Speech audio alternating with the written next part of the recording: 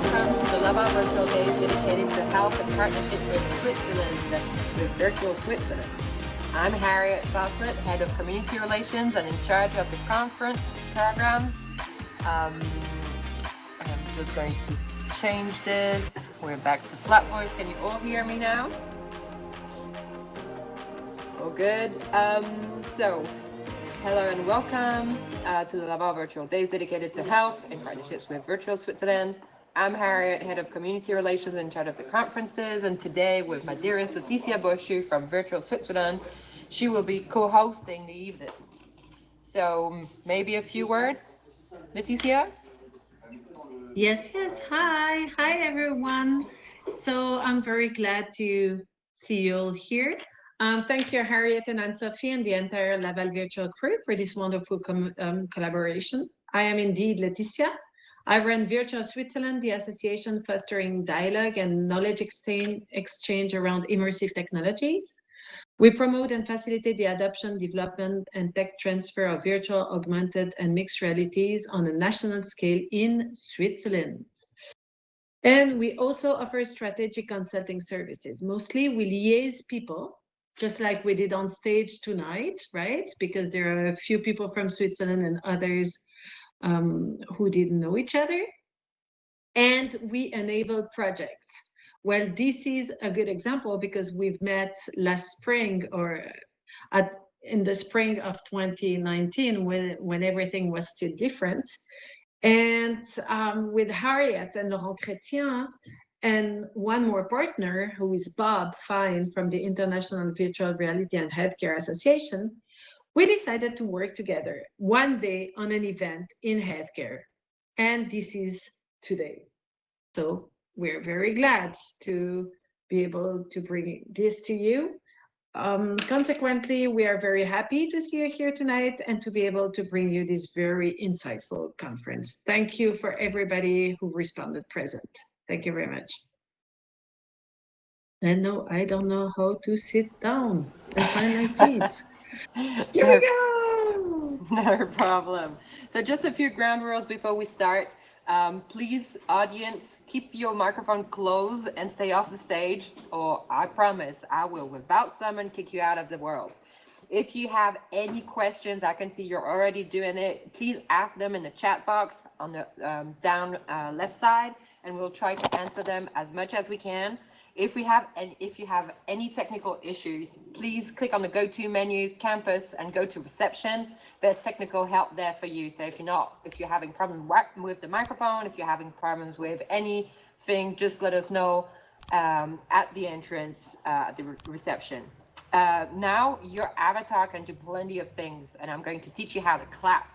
I don't know if some of you have been here before, but you have a few different ways to actually clap. So either you can actually click on your keyboard on the F4 key and you will clap.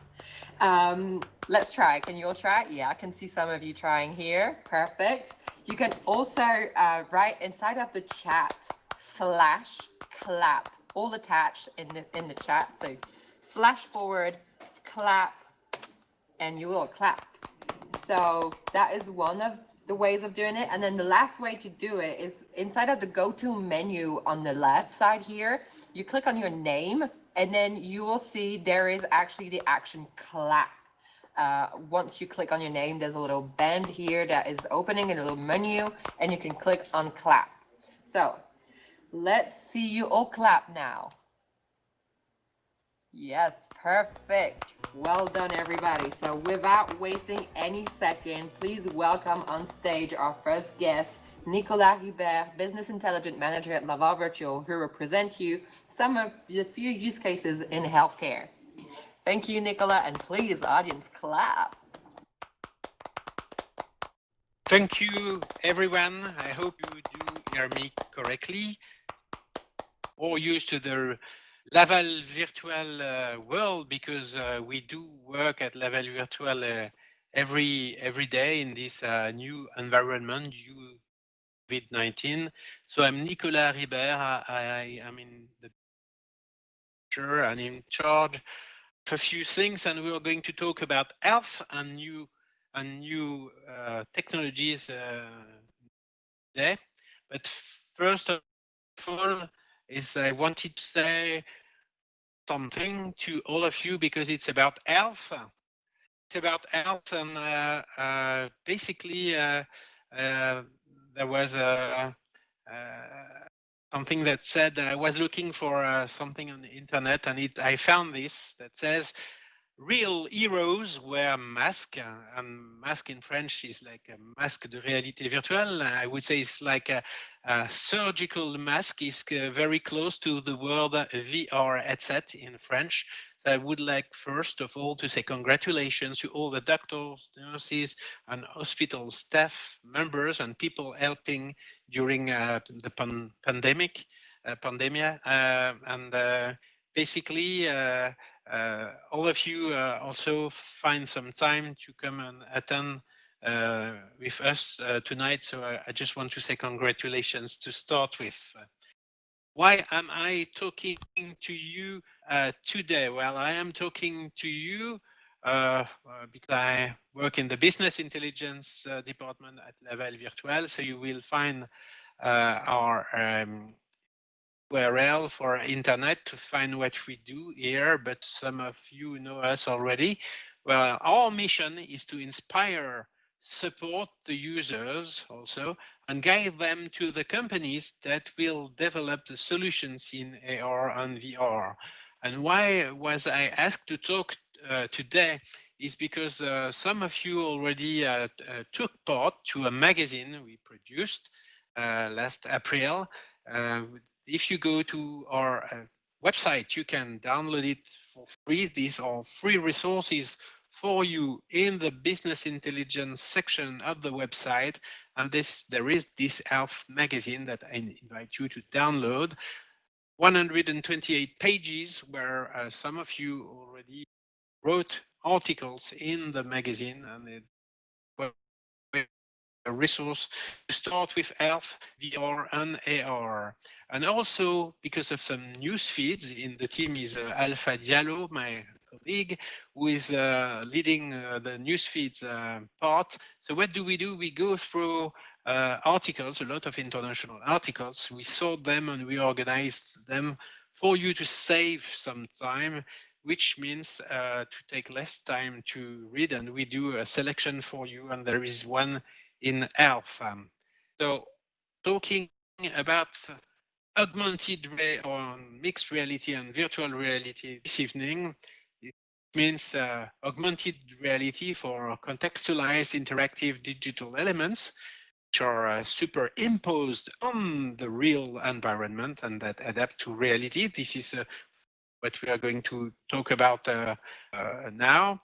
And virtual reality is a world in 3D computer generated images in which we are present and in which we interact as some of as what we are doing now, and in individual or multi experience for virtual reality.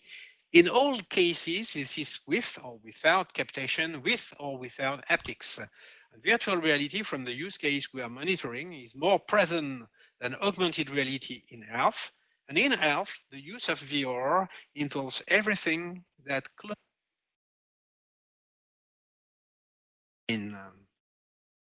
go to the next slide and talk about some categories. Well, as we go through all the these use cases, basically, we're going to talk about virtual reality in training.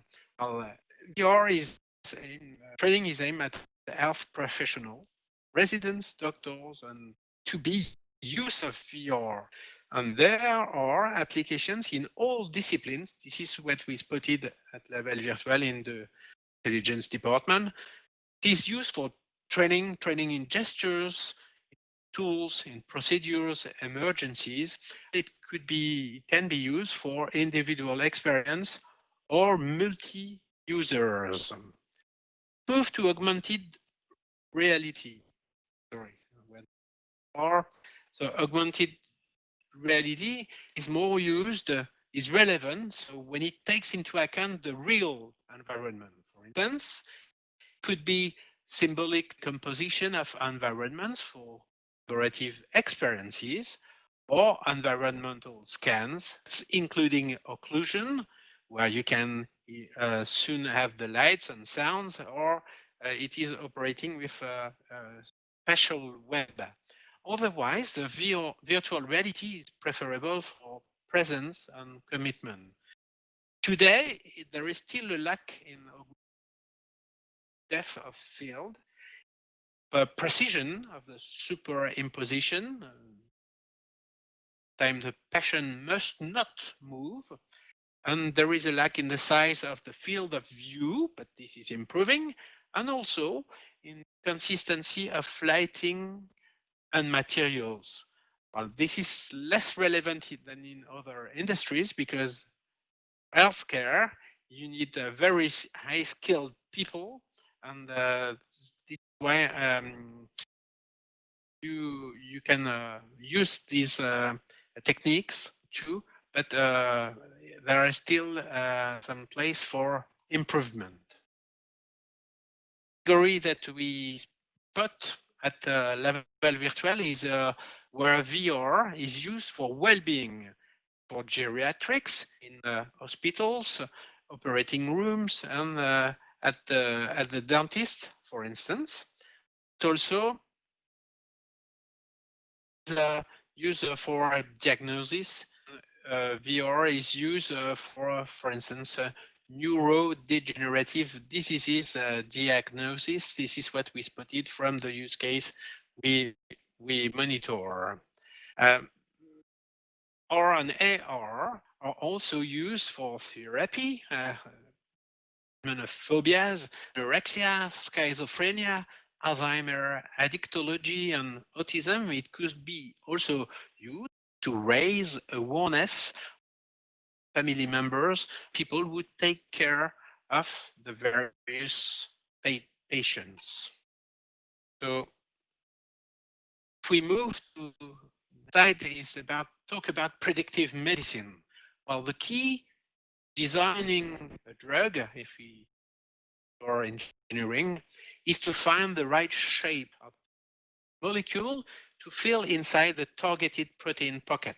If you get the wrong shape, molecule may not bind or may even fit into another pocket, causing side effects. Among the promises, a more predictive and personalized medicine, period of development, 10 years to develop a drug. We can see that the increasing the speed and periods which were taking more than 3 years are reduced to 12 months at the very beginning of the work in pharmacy and molecular engineering. So to create a drug shape today with VR, one with the help of artificial intelligence. Predictive, preventive, and customized medicine, in particular with the design of drug dosage, which are adapted to people's profile. Last but not least is another category, and about is rehabilitation, paralysis and lesions. And since August 2016, we all learned from the authors of the Walk Again neurorehabilitation that they have succeeded in restoring relative motor control to the legs of 8 disabled people. These people, they are from the Duke University with the work of Dr. Miguel Nicolesis, for instance, and basically when they looked up at the brains of these patients and came to them, they couldn't detect the slightest signal when they asked them to imagine walking again. There was no modulation of brain activity. It was almost as if the brain had erased the concept of moving in order to walk. Well, this is where virtual reality comes into play in order to push the brain and to have a certain neuronal activity.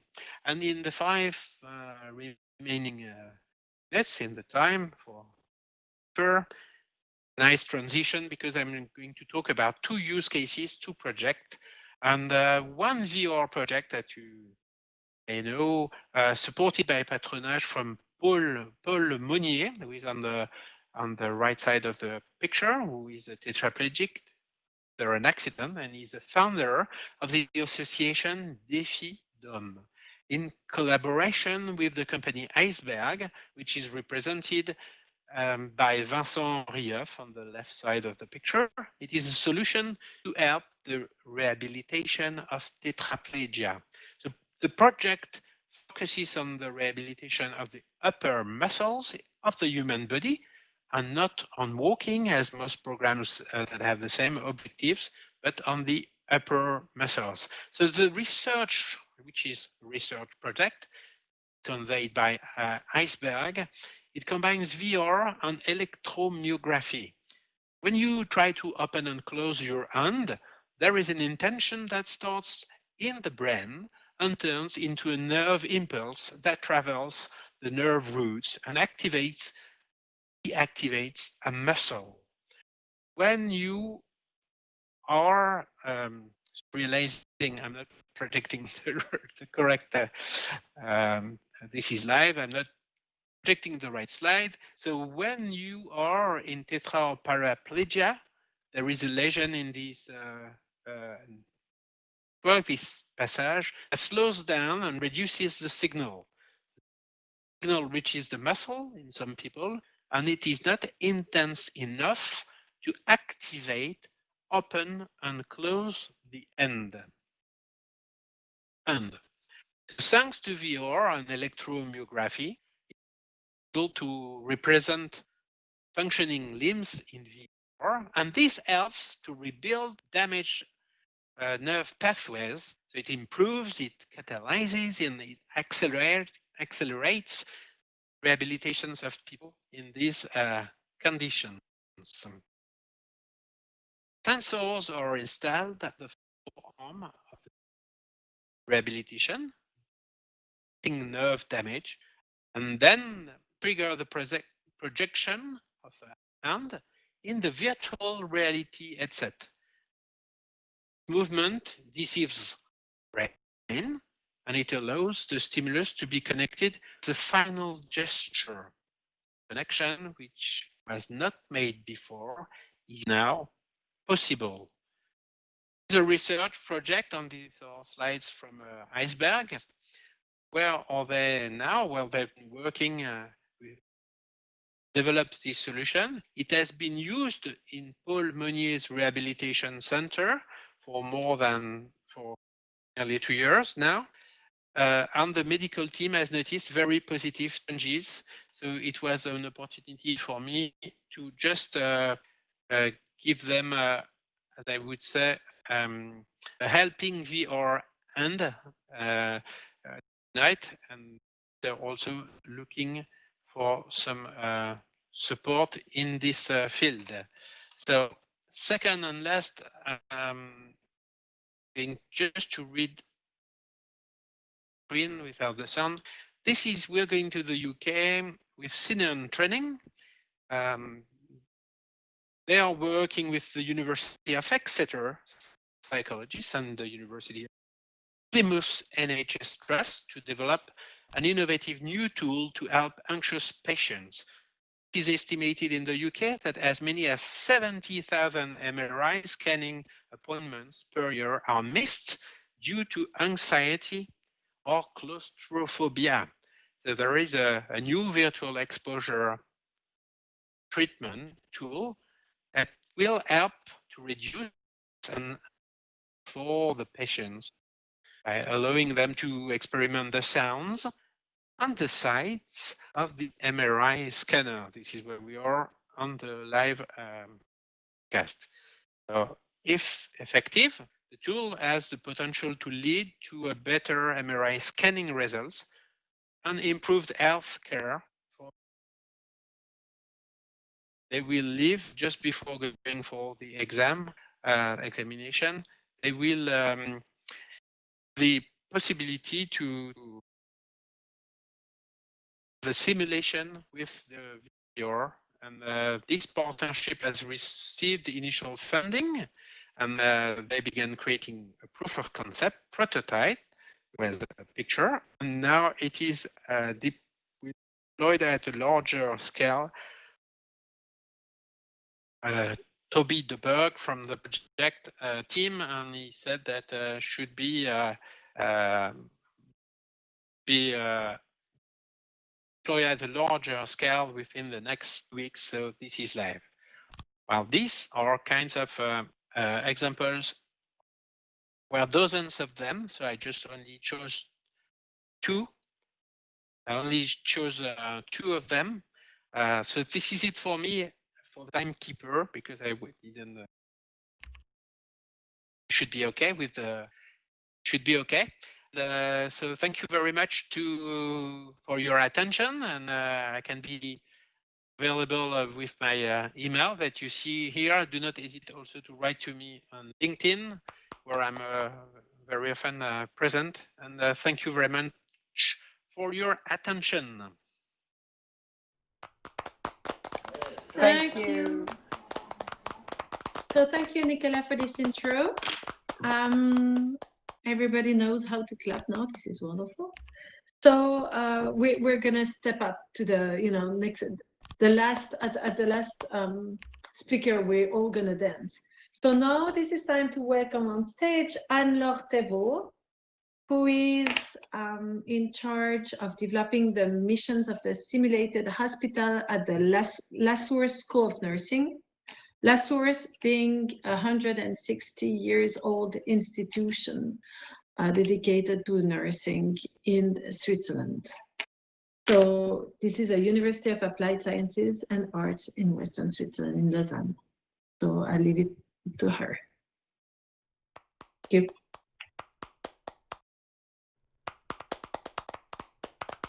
Good afternoon, everybody. My name is Anne-Laure Thévaux. I'm a nurse and a nursing teacher in La Source, coming from nursing science and education. I'm not really in my usual environment. First of all, I just would like to thank Laval Virtual and Virtual Switzerland for giving me the opportunity to be with you in this world, so as to discuss how we use immersive virtual reality in our institution.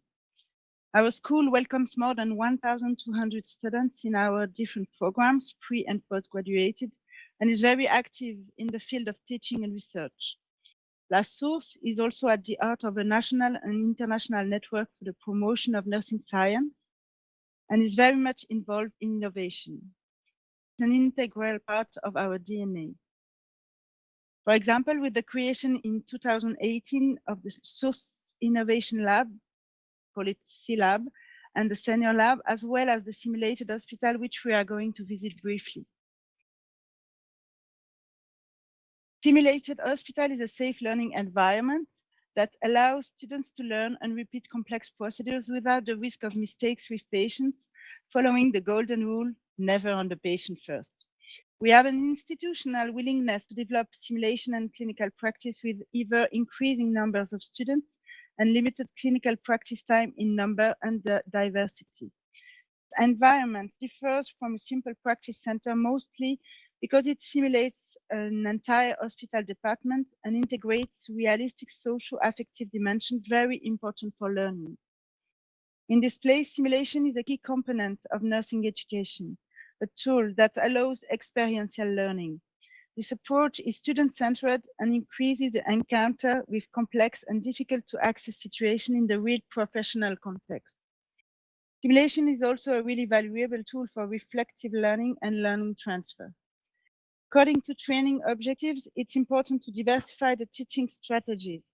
We use various modalities, such as procedural simulators, for example, arm, legs, simple mannequins, patient simulators, realistic or computerized mannequins, role-playing, simulated or standardized patients, and obviously, digital simulators such as Immersive VR since 2018.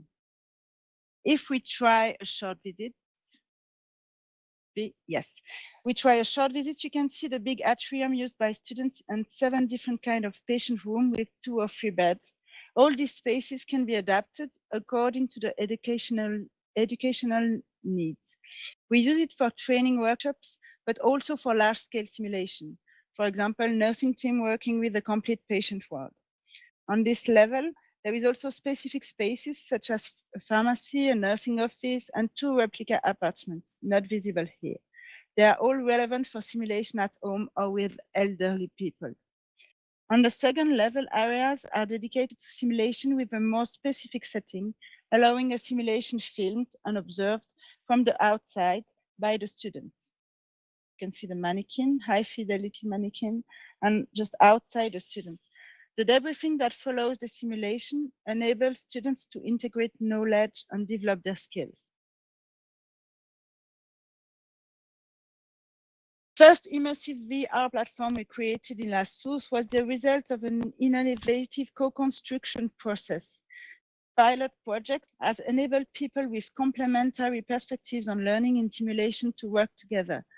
We mixed the pedagogical view of teachers, the learning needs of students, and the technical mastery in VR immersion with the startup company UBSim. This was made possible by C-Lab's creative and innovative framework. First scenario was dedicated to blood transfusion. That's a very complex professional procedure involving high risk for the patient, but infrequently encountered in practice for the students. Then we constructed 2 other scenarios, cardiorespiratory clinical assessment in adults and then in children. A systematic clinical assessment requires the students to follow a structured approach with several activities to be performed, such as physical examination, anamnesis, and transmissions. The use of VR is very relevant in this framework. We are going to enter the last scenario that we used, again, yesterday with 40 students dedicated to the child and family's care. About the nursing clinical assessment of a 6-week-old infant, Rose, with bronchiolitis, that is breathing problems, at the hospital. Very useful for us because simulation with sick children, for example, is not possible outside the hospital context. When used in the simulated hospital, this scenario is included in a classical pedagogical approach to simulation. Before one student starts the activity, he participates in a briefing time with the teacher and other students so as to rediscuss the expected objectives and prepare for action.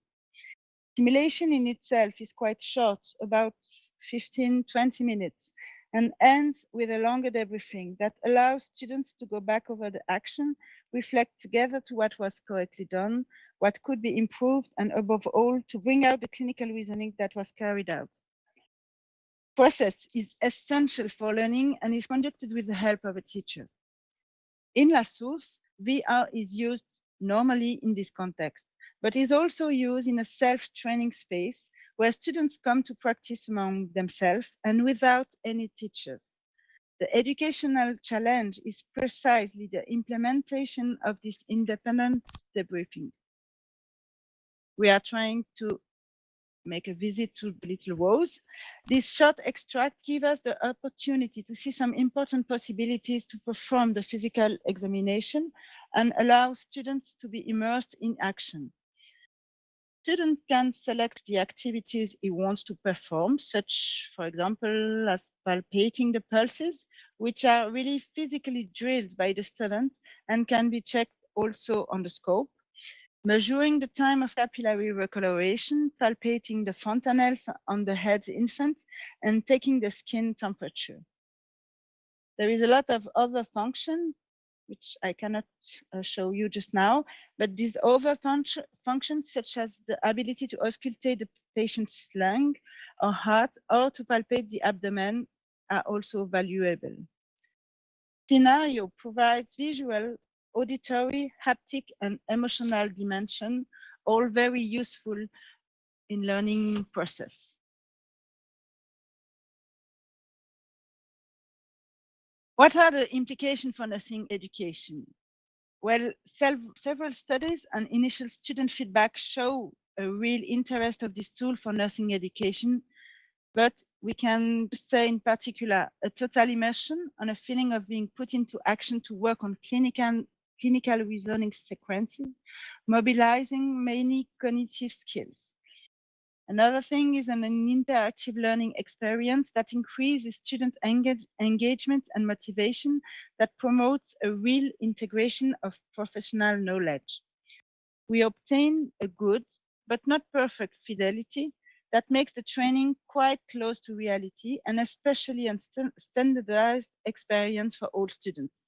Very useful in learning procedures. Possibility of infinite repetition, which is a central part of the learning process by mobilizing fewer resources, less material, not always simulated actors or patients, simple premises, is very important. Summary, for us, VR is a very, very valuable educational tool and is relevant to professional practice. However, there is still a lack of evidence on the benefits of this tool versus another simulation methodology in nursing education. We also mentioned problems of lack of knowledge and mastery of the tool and its possibilities for students as well as teachers. Fidelity is not yet optimal, and we sometimes have frequent technical problem of accessibility. Contrary to what we might think, some students underline the difficulty of entering a virtual situation and concentrating in connection with the virtual system. Finally, the teacher supervision is requested by many students and seems to make a difference, complicating the implementation of VR in a self-training space only. What are the future perspectives? For the years to come, we would like to develop the use of immersive VR further by increasing the accessibility and the use of platforms, solving technical difficulties for teacher and student training. Increasing the number and types of platforms, we have new scenarios in progress and would experiment them with other objectives and levels of complexity, like less procedural or with other dimensions of the profession, customizing predefined clinical scenario according to our needs. Test use of VR in large groups with many students, not just one, in complete environment. For example, like virtual platforms. Carry out a systematic evaluation of VR inputs from an educational point of view. How and what skills or learning outcomes are developed as a result, and which measuring tools are required. More broadly, we have to enter in a deep reflection on what defines a learning environment and how are new technologies like VR or hybrid AR integrated.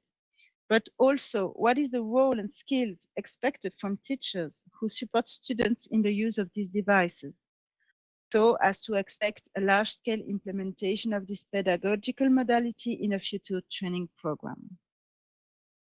Thanks for your attention. Thank you very much, Anne-Laure.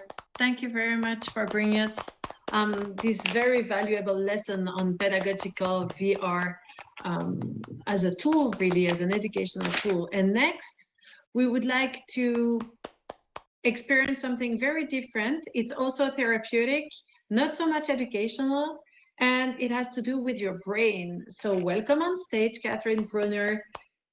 You will speak as the founder of Mindstorm Productions about experiencing the brain. It's called Mind the Brain.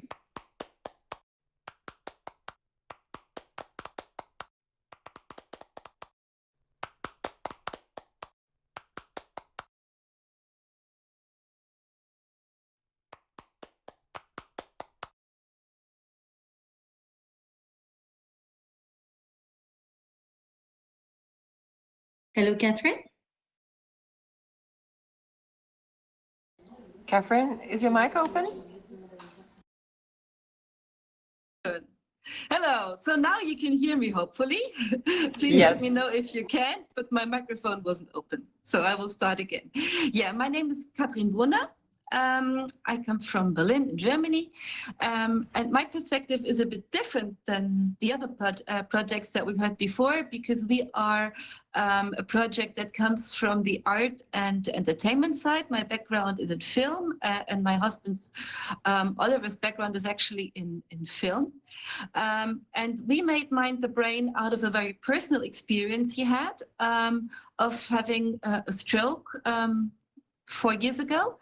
And we wanted to find out the possibilities of virtual reality, and we wanted to bring his journey to the outside world, which was from really recovering from a heavy stroke, where he had to basically reconnect his neurons. He is perfectly fine today, and basically the wonder that we experienced, how the brain is creative, is possible of connecting and reconnecting, and basically all the possibilities that we have here is something that we wanted to bring to a wider audience.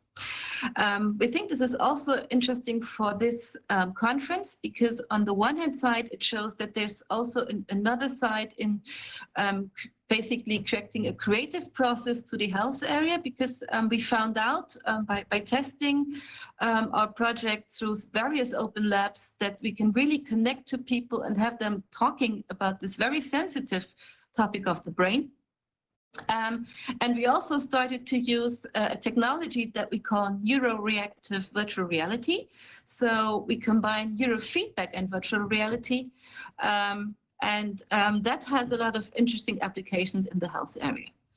So who are we? We are Mindstorm Productions, a boutique production company. And basically we are pioneers for what we call neuro-reactive virtual reality.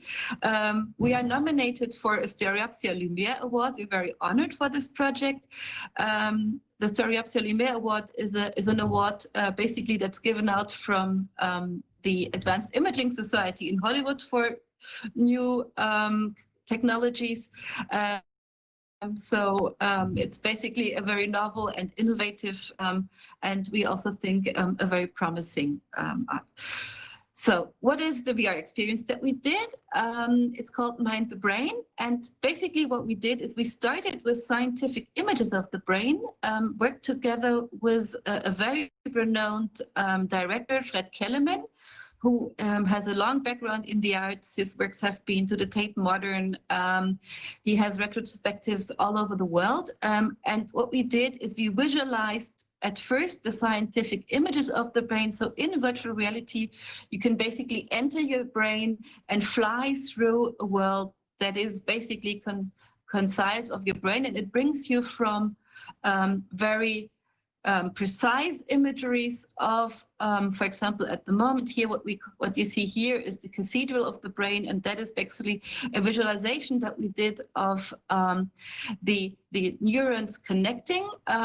These are basically pictures we had from the Forschungszentrum Jülich. They're partners of the Human Brain Project. You will definitely know these pictures of connectomies, so all the connections inside the brain that are mapped out by large computers. And we basically took this and basically added the feeling that we have when we're in the brain, which is majestic. So you can see why we're calling it the cathedral. And this is where you start flying inside the world of your brain. You then enter microscopic levels. You can see your neurons firing.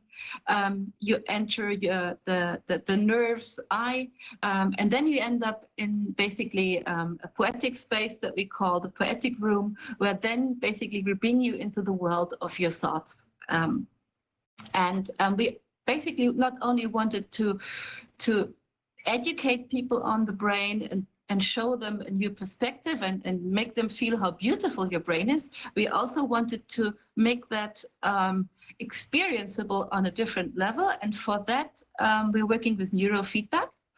So if you have the full version of Mind the Brain, you get set up with a computer brain interface. So from the health side, you will know this as an EEG. And what we did is we created interaction with the EEG. So not only can you basically move yourself and learn through the spaces of your brain, you can also interact with the different states of your brain. We created 3 different kinds of interactions, and So very basic ones where if you focus, basically you move down. If you're more excited, you move up. We have a version where you can basically really see how your neurons are firing. We really basically animate those neurons that are firing through the activity of the brain interface.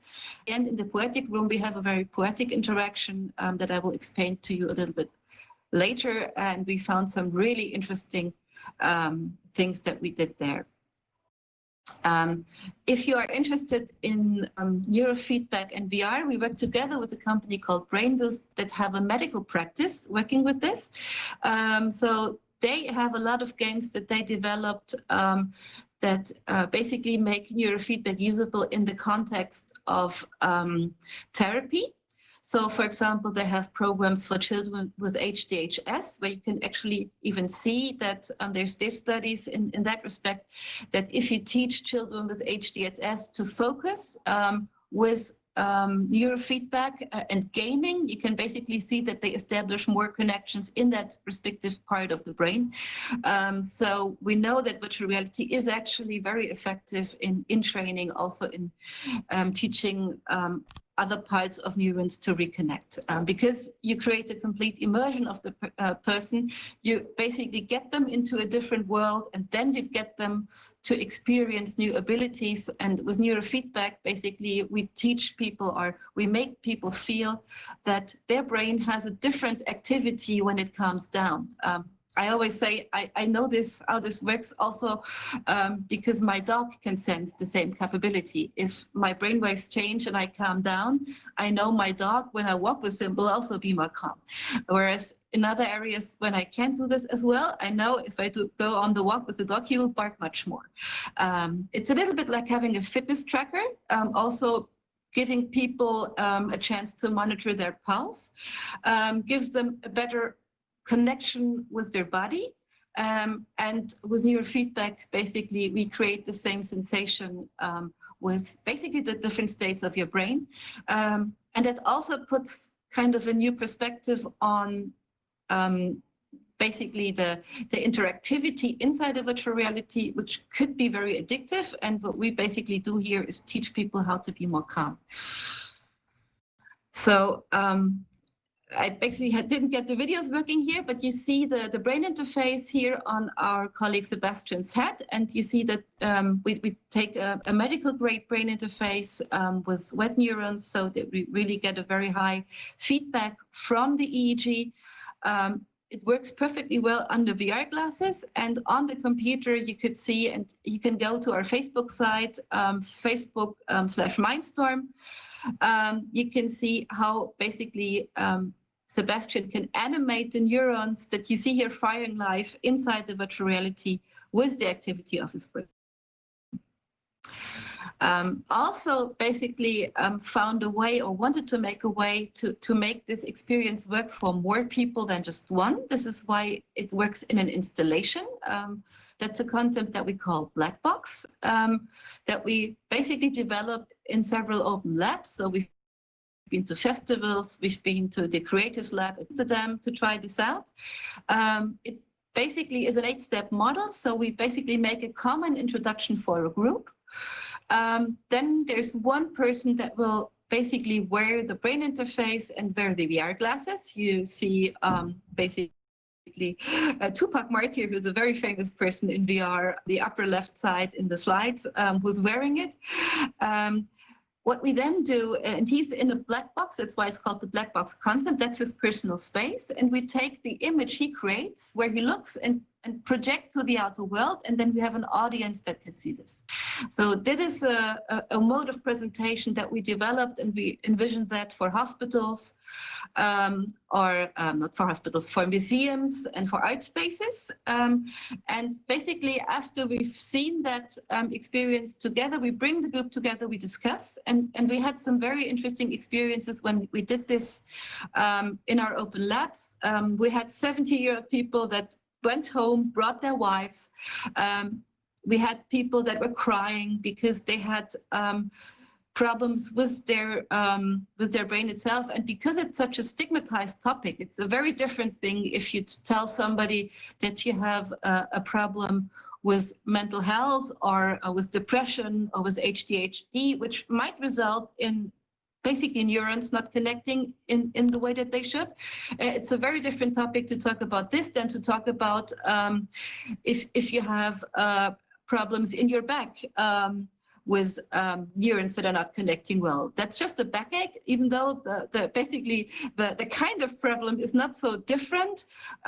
If it's about the brain, I think because people haven't really had so much access, it's still a very sensitive topic. And what we found out is if we bring people together and have them create that shared experience, we could create a lot of very interesting discussions opening up, and we found a very broad interest for that. On the one hand side, we found an interest from older age groups, a lot of seniors that were interested. We were very surprised because it's such a technological thing that we're doing, but especially seniors that have, of course, in their acquaintance, a lot of people with dementia or with Alzheimer's.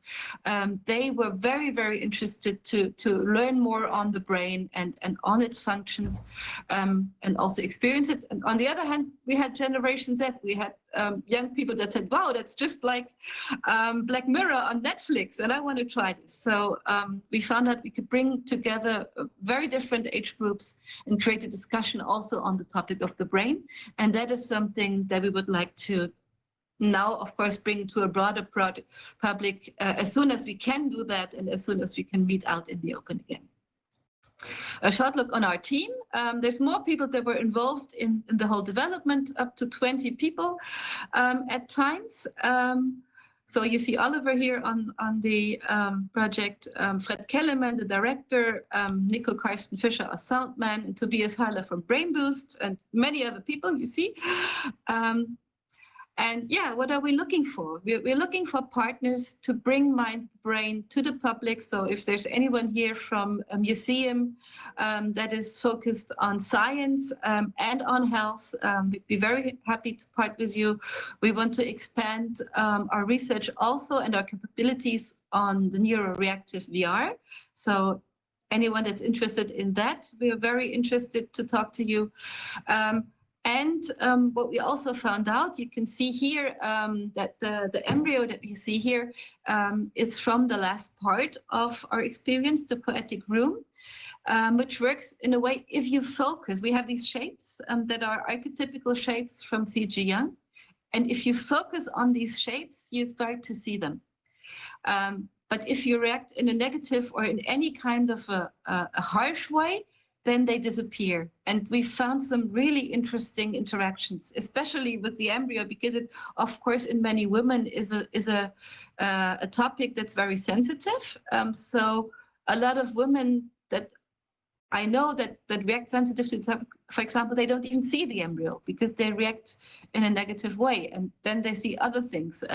So we do think that in that interaction that we created here, there's probably a lot of interesting phenomena when it comes to cognition and to the way we perceive things. So anyone that's interested in getting into an exchange with us on this, also trying it out once we can meet again, we'd be really happy to hear from you. Yeah, so many thanks. Thank you very much, Catherine. It was really very, very complete, I would say. Warm round of applause. So we've gone from the educational, from the external. Now we've dug into the brain, and now we're gonna dig even further into the body, and it's gonna become very medical and yes, a bit scary. I always end up feeling crazy when I look at such slides. But this is Philippe Catin, who is here in Switzerland and at the University of Basel, somewhat of a star. He's the head of the Department of Biomedical Engineering, and he will present VR for surgical planning and education. and you will understand why this is a bit crazy.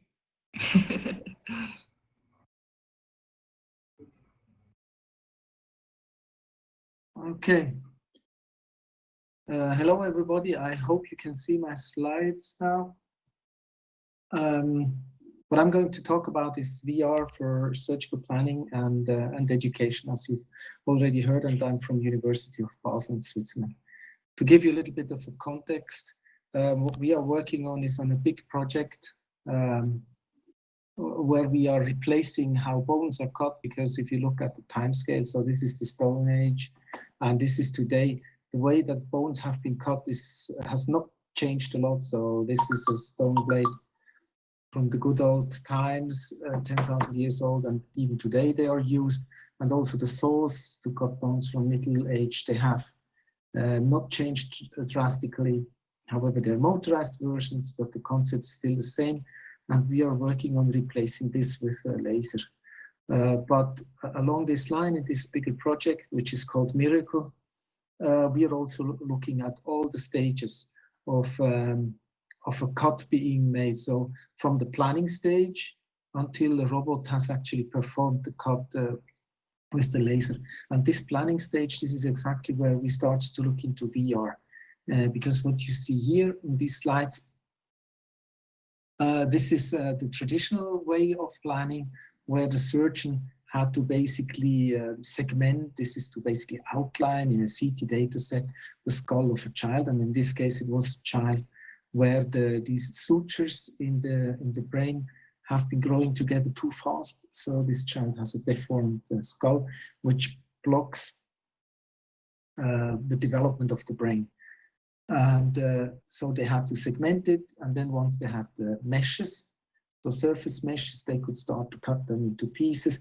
But even preparing this data set until they could plan on it, this was a matter of hours and days. And we wanted to replace this by using volume rendering. And I think volume rendering is a technique which is known for many decades now, but it was still too slow. But the image that you see here on the right, this is an image which has been generated through volume rendering. And I think, or we believe, that this type of data is good enough to do your planning. However, this requires some additional tools that we are currently developing. So what is volume rendering? Well, this is another word for it is ray casting. So when you're donning these virtual reality glasses, basically in front of each eye you have a screen. The screen consists of pixels, and what we basically have to do is from the eye of the user, we have to simulate the light ray through each of these pixels. And as this light ray travels through our virtual room, at some point it will hit the data set. And then we have to look at this voxel, as it's called in this three-dimensional data set. We have to look at this voxel, and the transfer function basically tells us how visible this voxel is. So for example, in CT, if it's a negative value, this is air, so it is transparent, so we continue with the light ray. If it is a very high value, then it's rather bone, and then we color it. Basically, we then know how to color this individual pixel. For example, if it's bone, we color it whitish and then transparent, and then this light ray can stop. And we have to do this for each of the pixels here in our VR glasses. We have to simulate a single light ray through the data set. So this is quite demanding, as you can imagine. And if you do it for virtual reality, and what you see on this image, this was our vision.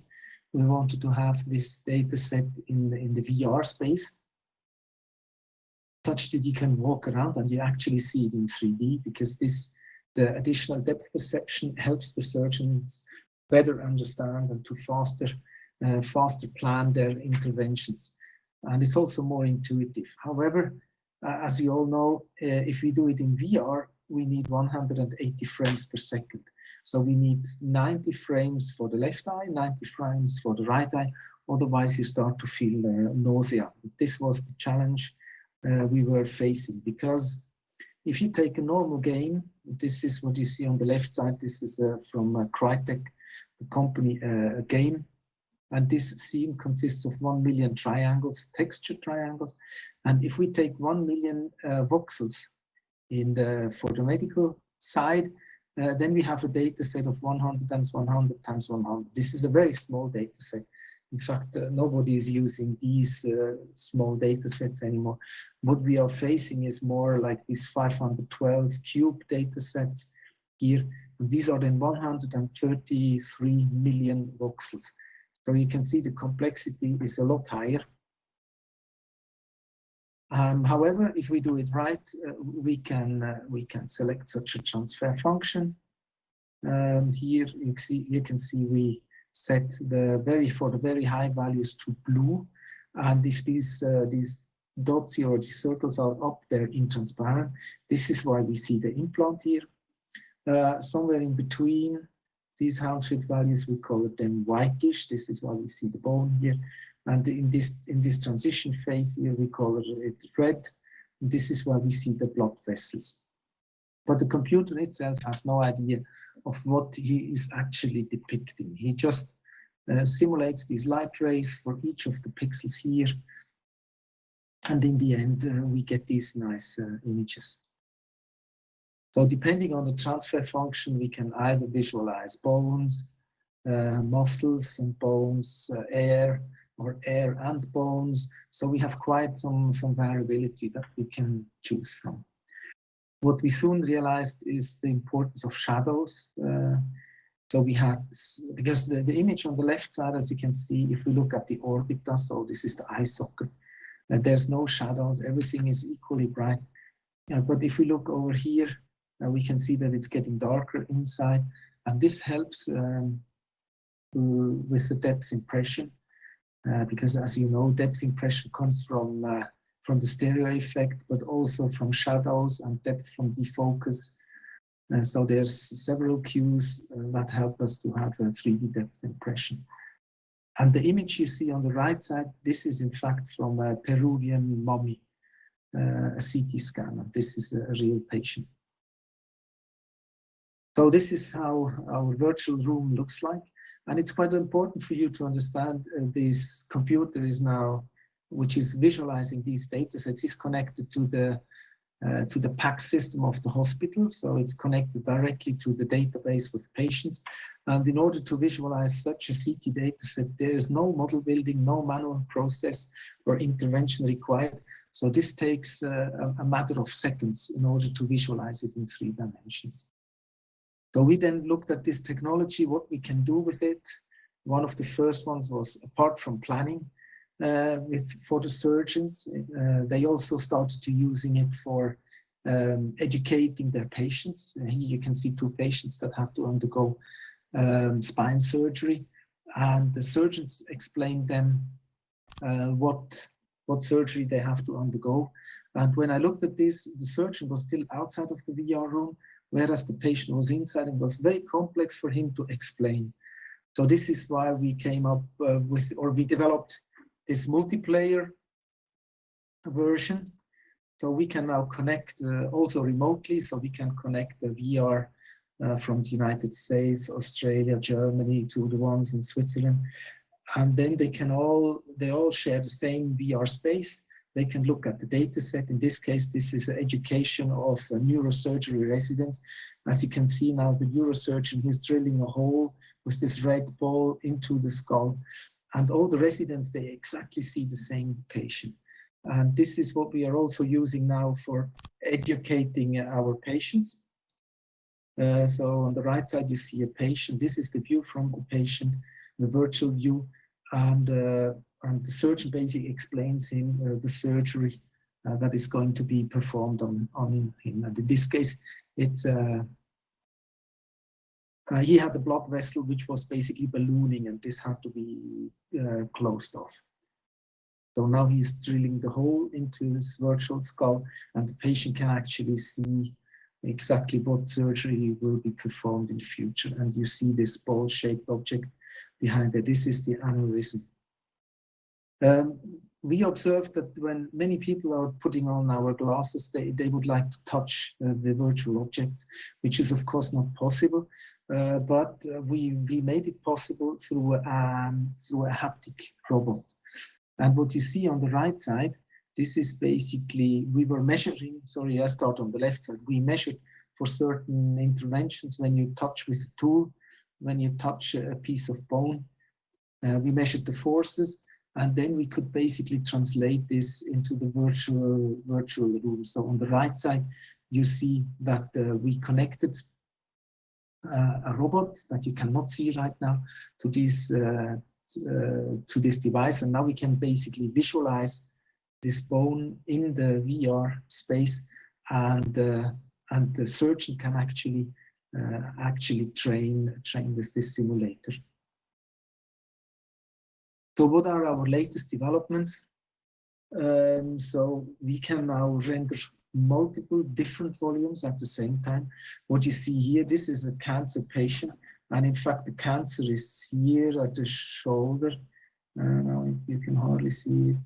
So this is the cancer, and what we show here is basically a PET scan together with the CT, and the CT helps the surgeon to see the muscles and the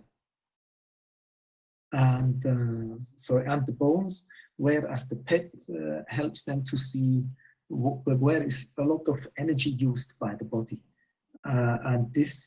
Tumors, they use a lot of energy, and this is why this pulsating blue here, this is this energy, or this is basically the energy, or this is a location where a lot of energy is used. And this helps the surgeon to better plan these interventions, because he can see which part is in the muscle, which part is in other soft tissues. And this is a rendering of our newest renderer, because we realized our shadow calculation is somewhat limited, and also the fidelity of our objects are not always optimal. So we are working on a new renderer, and what you see here right now, this is calculated also with 180 frames per second on a standard GPU. We're not using the newest ones from NVIDIA. So with the 2-3-year-old GPU, we can calculate these images in real time. And in the future, we will use these because we have better shadow calculation, and we can change the transfer function in the real time, which helps a lot. So now I come to the conclusion. I think virtual reality is here to stay. This will find its place in the medical field, and the applications are getting more and more. So with each day, I have more doctors approaching me with ideas. And our goal is actually to go in the direction of patient-specific surgical simulation. What we have shown you, the combination of VR and haptics, is going in this direction. And of course, I did not develop this on my own. So this is why I had Balázs Falucsi, Marek Selekowski, Matthias Griesen, and Norbert Sentai, who are basically the masterminds behind the code here. With this, I would like to conclude my talk, and thank you for your attention.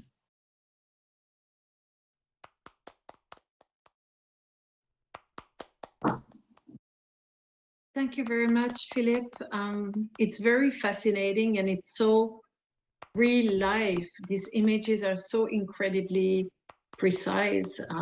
This is why I'm a bit sensitive to them, but I'm very happy that you are giving a positive spin also on the VR, and especially VR in the medical field. So thank you very much. Thanks. We do, yes, and we are looking forward to learning more new developments from you.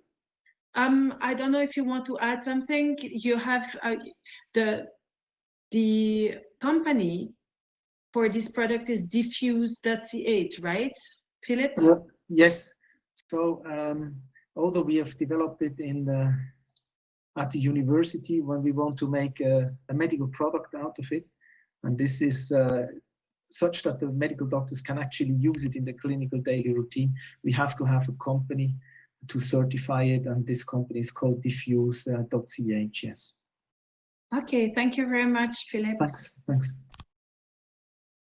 So next, we're gonna brush on a different type of therapy, and this time we're digging not inside the body, but in exchanging bodies. So this is about body swapping in psychotherapy, and we welcome on stage Kathleen Smooth, who is a psychologist and sexologist, usually also known as the VR sexologist. Looking forward to your talk, Kathleen. Thank you. We'll just have a little time just to put my presentation on. Up.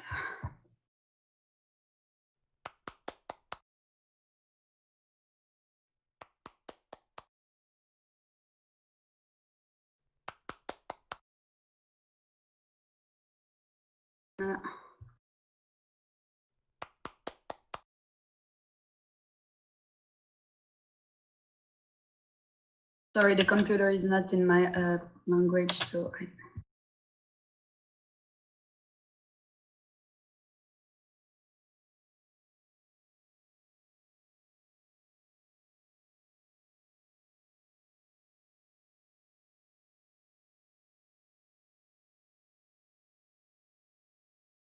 So hello everyone, I'm sorry, we'll have a little time just for my presentation to go on.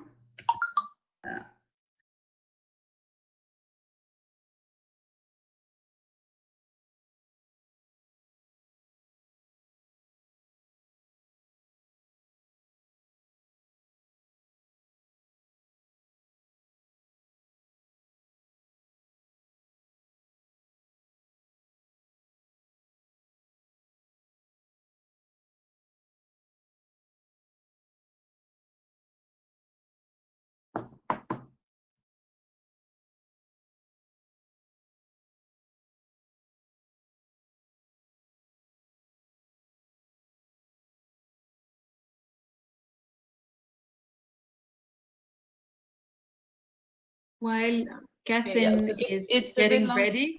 So no, maybe don't worry about it. Don't worry. We haven't asked anybody in the public if they had any questions. So perhaps this is the moment now. If anyone wants to raise their hand and open their mix and ask a question, you're welcome. Nobody? No question? Well, Kathleen, you're ready? Actually, just the time that my presentation go on the screen, but I can start with just talking a bit about me. So I'm Kathleen Smooth. I'm a psychologist, sexologist from France, and I'm currently also running some research on mostly my sexologist part of work, so on imagination, exploring new worlds, and on helping people to continue to have desire in their relationship, which is, I think, a big part of what we do as a psychologist, sexologist in our work. And I'm using virtual reality in my therapy session. So this talk is going to be a bit different from the talk you've seen previously, because it will be more about how you can use VR in the practice, in like therapy practice, and maybe less on a specific research thing. I'm sorry that I cannot put my thing in. I don't know why. Slide Verberella, there is something that flood flight. I don't know to. I'm just gonna check again.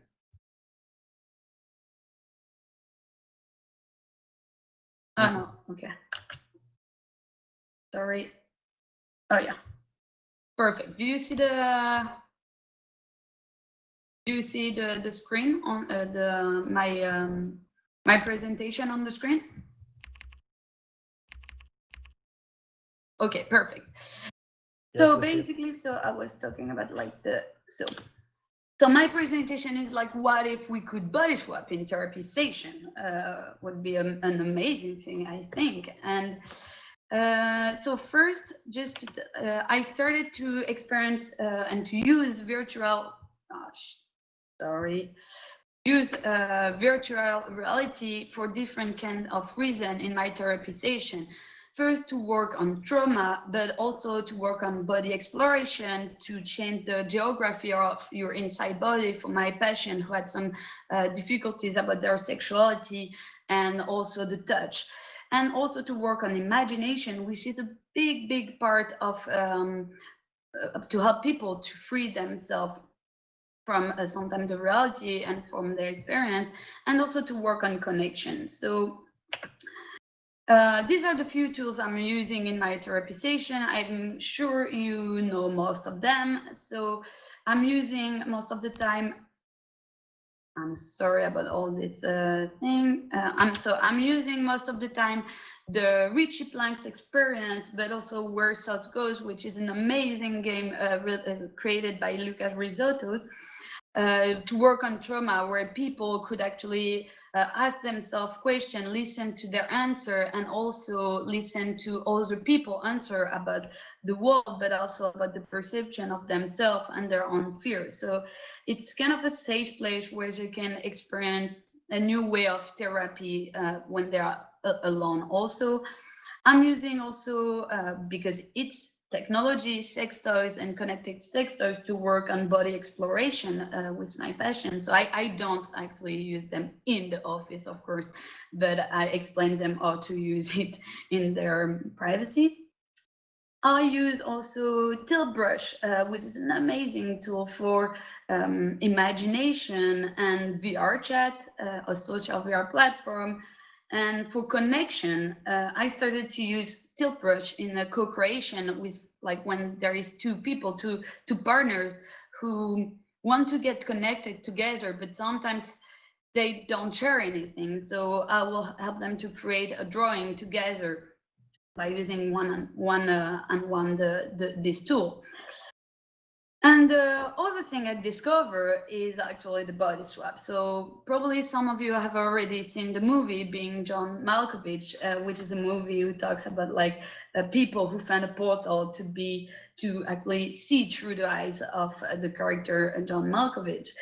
And this this movie, but also the perspective of being in the other one step, like really made me thought about how I could increase and put VR in the psychology therapy session, especially for couples.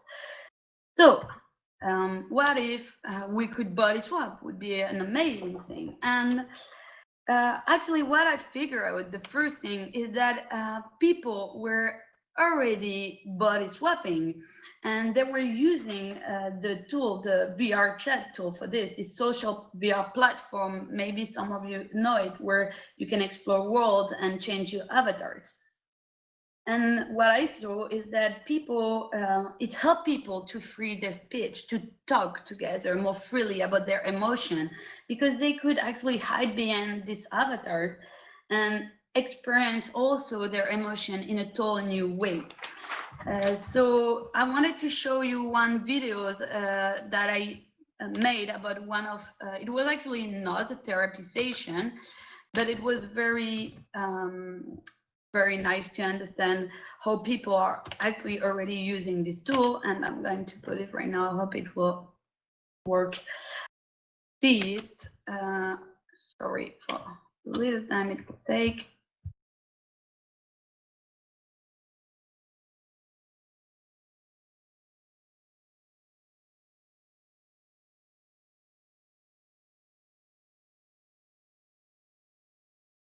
Sorry. It's not this.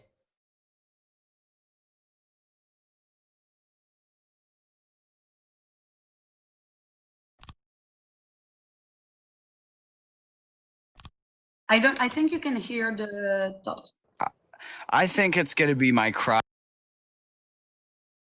avatar, because the other day I was crying. No, we don't hear. Because my girlfriend left me. No, you can't hear Or the the girl that I love. Okay, sorry. So I will put it away. So basically this character, what he explained is that like he creates some avatars to correspond, to synchronize with his emotions. So he have his crying avatar, but he's also have his happy character avatar. And he was there in this room. I think it's going to be my cry avatar, because the other day I was crying because my girlfriend left me. He explained us that or he was actually looking the girl for that I the loved, new asset because he wanted and to like create I safe wanted haven for him when he will be sad or when he will experience bad emotion, where he could actually come to this place and fully live his emotion and then come back to the real world. So I found this very I think it's going to be my cry avatar, because the other day I was crying because my used to the kind of like of this metaverse are actually girlfriend already left me, finding a new way, or the girl that I loved, and like I wanted, so she was in love with me at a time, but I was really nervous so because so he can also his body, so there is multiple things in it. And in 2 years ago, I've met actually Daniel Gonzalez Franco. I'm sorry, I'm just hadn't been in a relationship for a while, and I can see that there is that it went away. So I met Daniel Gonzalez Franco, who is the creator with other people of BeAnotherLab.org, which is an association. I don't know if some of you know them, but they created a machine of ourselves, the library of ourselves, like multiple things where they put you in the step of someone else to help you to empathize with other people. And one of the amazing creations they did was actually the machine to be another, a body swap machine, where you can actually in real time body swap with someone else. So basically, I'm going to show it to you like this. You can see the video. You don't have to have the dog, so it will be maybe easier. And here, so here in this video, you can see me on side and my partner on the other side, and we're actually in real time body swapping. So, okay, so you will not see the video, sorry for this little detail, but I'm gonna go to the, yeah. So we were actually body swapping in the same time. So I could in real time be in his body and he was in my body. And so we experienced a totally new perspective of our relationship also. If I could listen to his own story about himself, or he grew up, or different, what he thought about a relationship, but being inside of his body, so totally empathize on and totally be listening to who he is. And it was a very nice experience that I thought that we could actually maybe in the future have also in therapy session. It would be also a nice way to maybe experience so the story of someone else, the feelings of someone else, how you can feel the touch, what it is to be, I mean, a man, what it is to be a woman, what it is to be tall or small, but also for couples who want to give birth, you know, what it would be if I could really feel what would it be to be pregnant with my wife and understand what she's feeling when she's telling me her sensation. So really the power of VR, you were a lot talking about the research and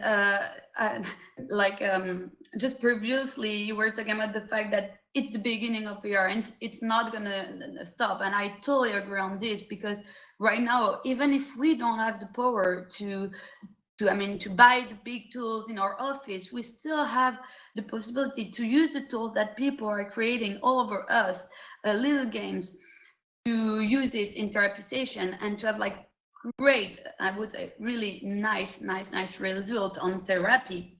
Also because people experience new things, so they are of course more open-minded after all. I need to say that if you want also to test the body swap machine, you can test it in Switzerland in the Technorama, because they just got the experience to be on other lab to put it for accessible to everyone. So for sure, go and share this with your partner. It's a very amazing experience. And all the thing of increasing connection in therapy session with people like this or through VR, we decided with actually Daniel Gonzalez Franco from Bianoza Lab to create a very other new game, and I'm gonna just talk about this a little bit because there's two parts. So of course I'm a sexologist, so it's linked to relationship and to sexuality, but there is also a big part of learning education into it. Maybe think that will more interest you.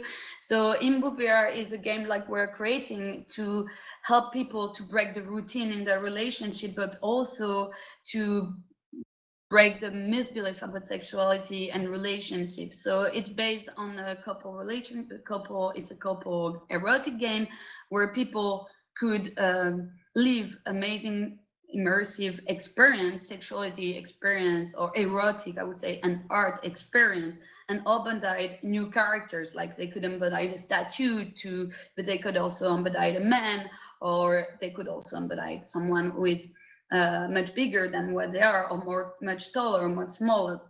And there is a big part of this where we wanted to work on education about sexuality to help people to be able to enjoy their relationship, understand how the body works through VR experience.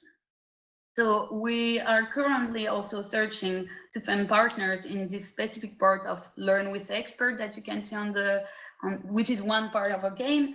And because we would love to create a full research to see if this tool can really help people to increase their imagination and to also free them from their fear in the relationship. So if some of you are interested to work with us, like feel free to reach us in my address or my name, Kathleen Smoos.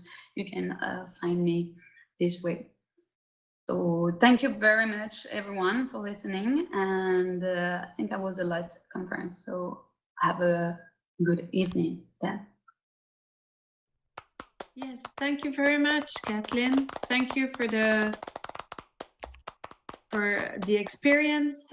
Where can we try? Do we need to come to your practice to be able to try out this experience of body swapping, or in which setting besides the Technorama you just said? But so where else? Okay, so basically we are trying to see if we can put it in therapy session, but it's a lot of it's a bit difficult to put it everywhere. So actually right now you can test it in the Technorama in Switzerland. You can also contact Bianoza Lab. I'm just gonna put their slide like this. You see their name because what they do is really amazing, and I really you should go there. So I don't know if you can read it, bianozalab.org. Where they do multiple experiments and you can test it with them, or maybe you can also put it for an event. Could be very nice. And for the therapy session, it's actually something that we're just at the part of the research, like maybe thinking about, oh, we could include this, but right now it's not possible to really test it in my office, except when they come and when we plan the session to make test people. Okay, thank you very much. Thank you, Kathleen. Yes, I'm looking forward to trying it out one day. A little dance for the end of the presentation. F7, everybody. Hoopla. Voila, voila. And next is our dear friend, Bob Fine, the Executive Director of the International Virtual Reality and Healthcare Association in Washington, who will be moderating the upcoming panel. So I go up to the stage near Harriet, come up on stage, Paolo Alejandro Catillo from Orama VR, and perhaps Amalia as well, if you want to go with him, Amalia Kargopoulou, Matteo Mancuso from Artanim, and Frédéric van Gestel. Voila, and Bob will now introduce you all in details. Thank you.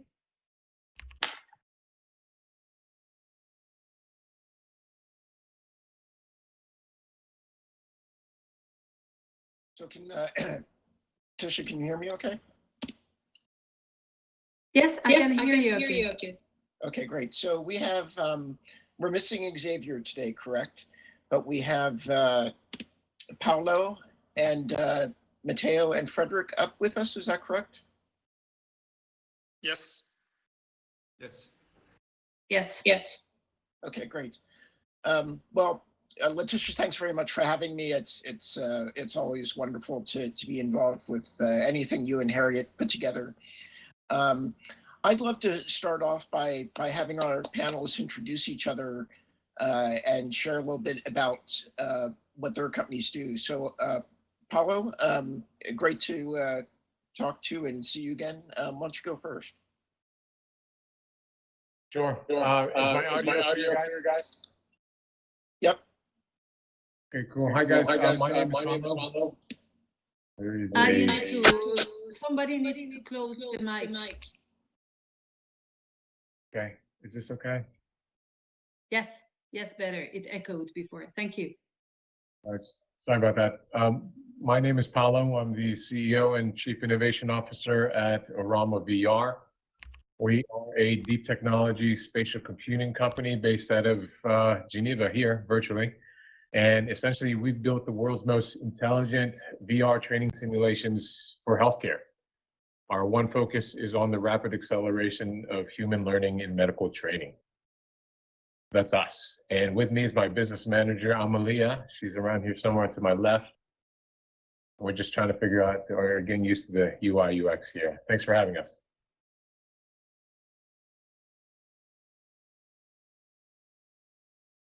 I'm really happy to be here. Hi, my name is Amalia Targopoulou, and I'm from IVRHA VR. I'm the business manager, and it's really been a great experience being here in Laval Virtual World and attending this conference. So thank you for having us. Great, thank you, Paulo and Amalia. Matteo, do you want to go next? Sure. So my name is Matteo Mancuso. I'm a researcher in biomechanics and in general in the medical field. I've been doing research for the last 6-7 years on different topics in the medical field, starting from neural prosthetics, and then I moved more to biomechanics. And at the moment, I'm working for an organization called Artanim. And here we are trying to develop some tools to help the rehabilitation process to be more entertaining, more fun, and to encourage people to do it more, because there is a big problem of motivation in most of the patients undergoing rehabilitation, since it is a very long and distressing phase for them. So we are developing new tools with virtual reality to make it more like a game and something that is amusing and that they look forward to go to, instead of something that is just an annoyance. Great, thank you. And last but not least, Frederick. Certainly. Hello, my name is Frederick van Gessel. I'm a medical doctor from the neurosurgery department of the University Hospital of Brussels. And we are currently performing research on the use of augmented reality during surgery as a new way to navigate the surgeon inside the body of the patient using the augmented reality headset. Okay, great. So Paulo, I wanna come back to you and ask you, what has 2020 been like for you and IVRHA in terms of getting new potential customers, sales interest, working with those customers remotely? Just kind of curious what the challenges have been and how you've addressed them.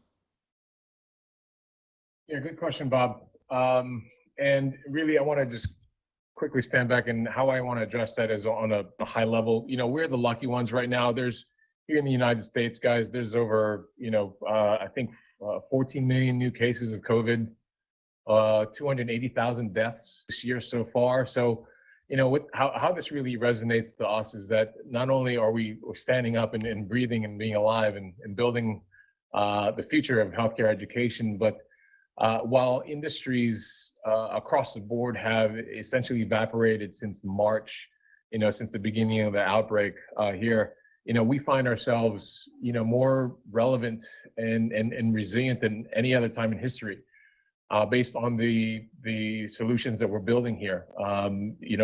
There is obviously a enormous demand for existing and new healthcare professionals to be out in the field today. So it's been, I'd say, a very thin silver lining during this kind of historical moment in time for us and on a planetary level. But you know, it's the solutions that we're building are more demanding at any given time. So I feel lucky. We feel fortunate. Yeah.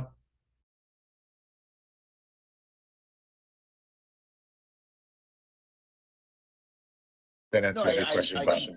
I completely understand. Yeah. I am curious though, just, I mean, what have you guys been able to do this year has, and you know, in a lot of ways, and yes, I mean, we're unfortunately hitting a really bad peak, you know, globally and particularly here in the US right now.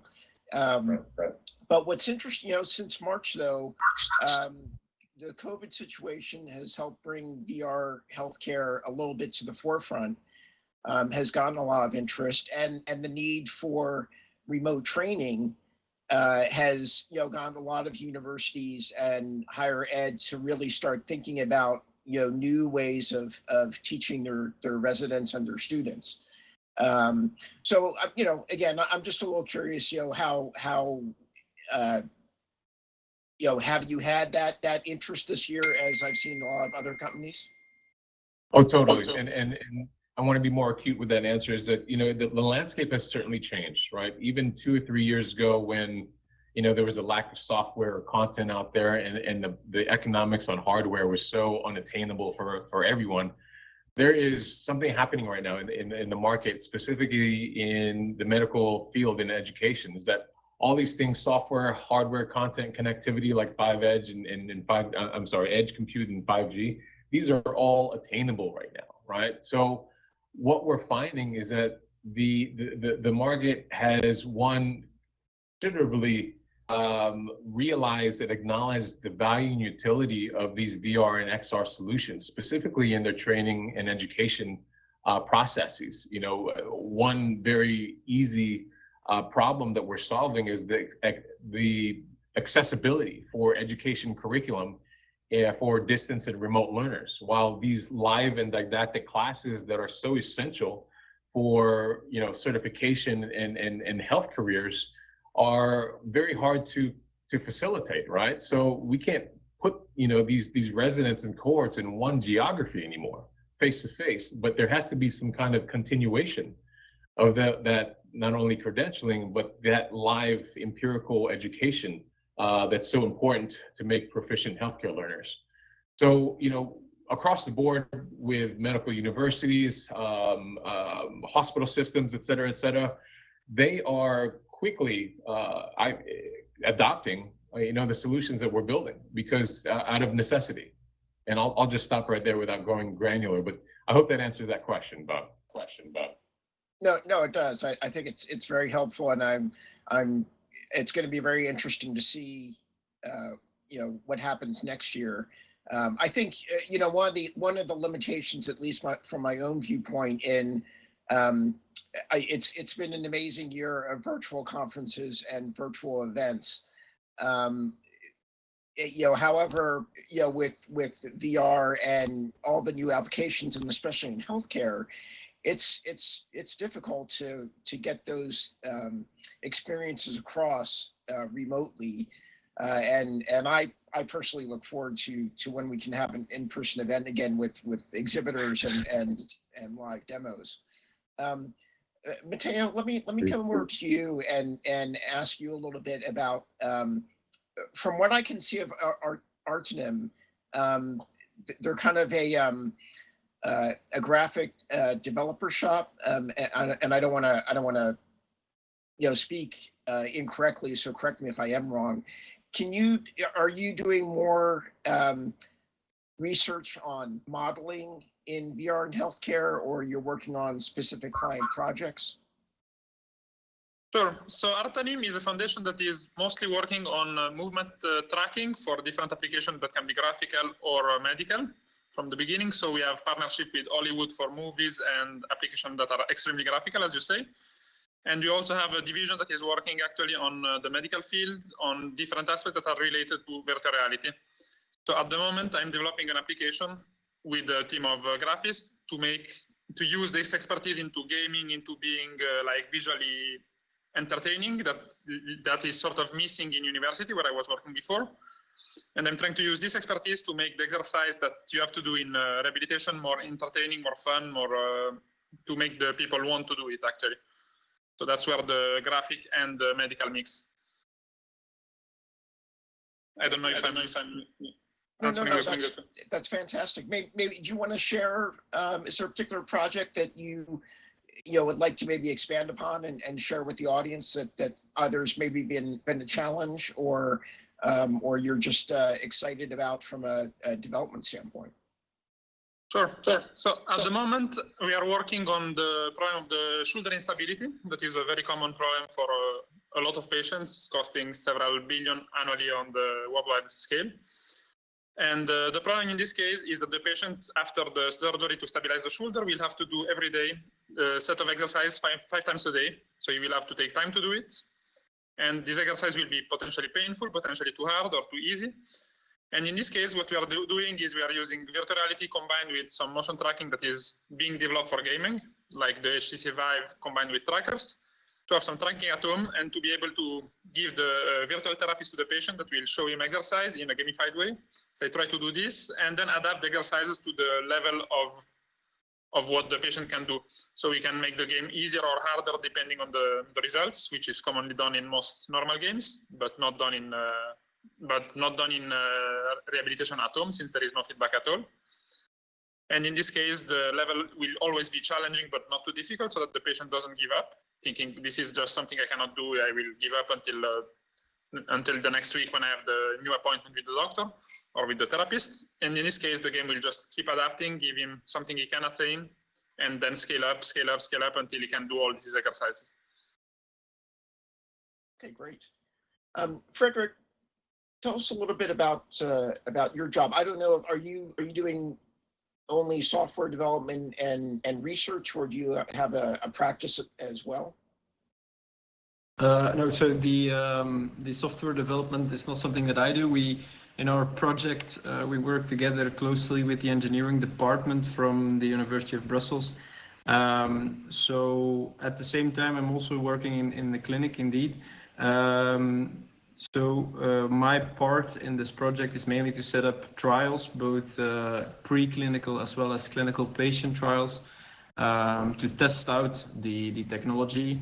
And what is truly important, we think, is that when we're working together with the engineers, we're really sitting next to each other. We're working side by side, and each time, as soon as they develop something, we can go and we test it out, and to make sure that we're actually creating something that has clinical relevance.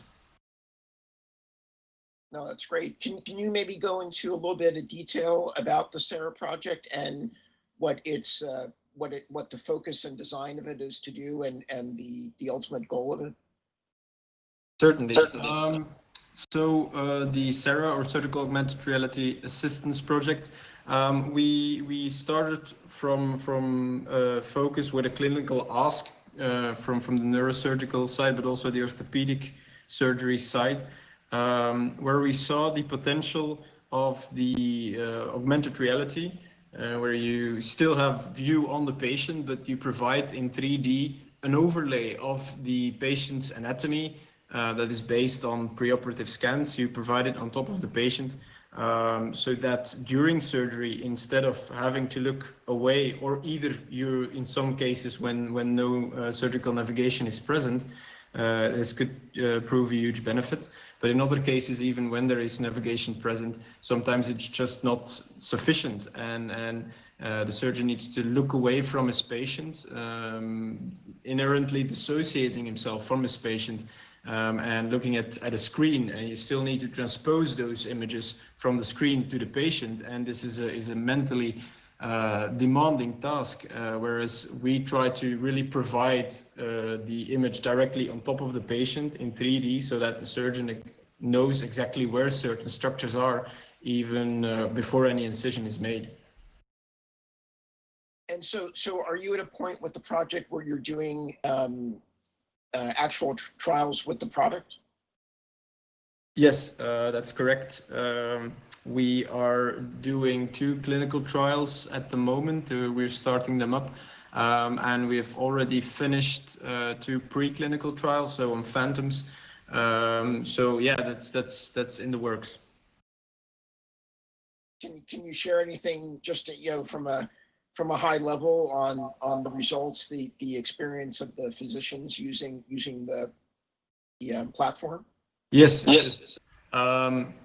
So what I can share from the preclinical trials that have been finished, those were twofold. So one in the orthopedic surgery side, where we tested drilling of a certain trajectory and compared it to other techniques that are being currently used in the OR. And we see that the error at which the surgeon ends up in the end is almost reduced by half by using augmented reality in direct comparison with techniques that are being used today. And we tested it for several experience levels, so students, trainees, experts, and it didn't really matter of which experience level you were. The effect of the AR was still statistically significant.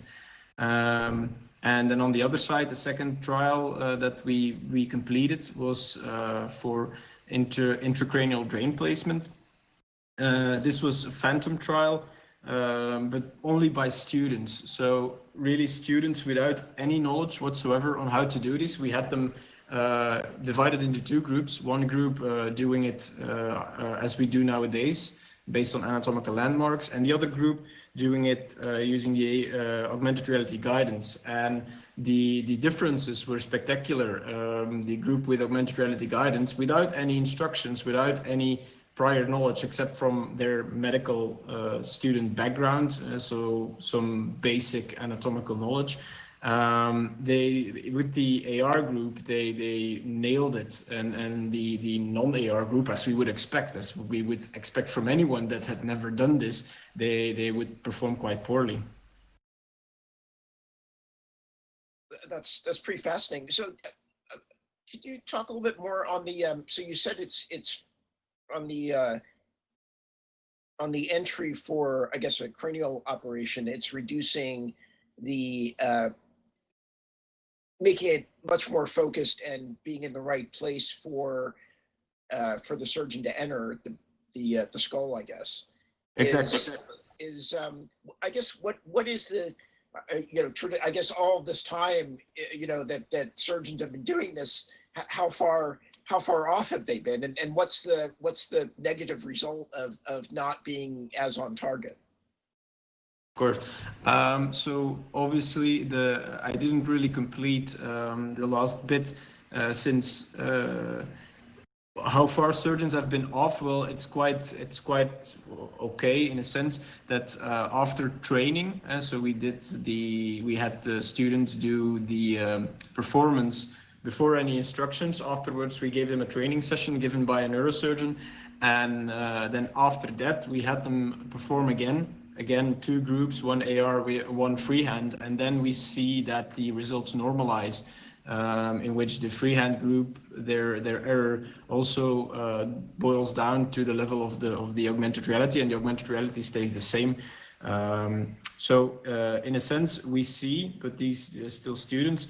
But in literature, we know that for these placements, the accuracy of optimal placement is about 80%, which is already quite good, but still something that can be improved upon.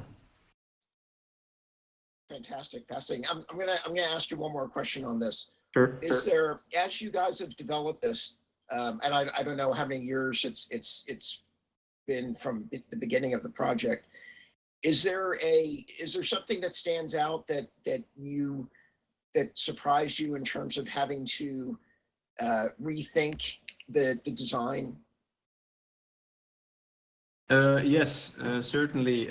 So the project has been running for 2 years now, and well, we saw that in a lot of other research groups that have been doing this, they start out with manual placement, either of the hologram that is of the patient's head that is just floating inside the room as a visual guidance, and you would imagine that even that already gives an added value for the surgeon, that he would just be able to see in 3 dimensions where exactly some structures are located. But actually, while you're providing this to the surgeon, you're providing him with something that is very well, he's not at all accustomed to. So he gets really we got really distracted from using the hologram in room as a visualization tool, and we would quickly revert back to the way we're used to doing it. So either that could mean 2 things. One, either you would need to implement a period of time in which the surgeons need to get accustomed to it, or you would adapt, you would, and that's the possibility we went for. You need to adapt the augmented reality in such a way that it does not disturb the normal routine. So even though it might be very nice and fancy to show your 3D models or your holograms, still if it's disturbing and if it's distracting the surgeon more than it is helping him, it is actually not good. Got it. Fantastic, Frederick. Thank you. You're welcome. Welcome.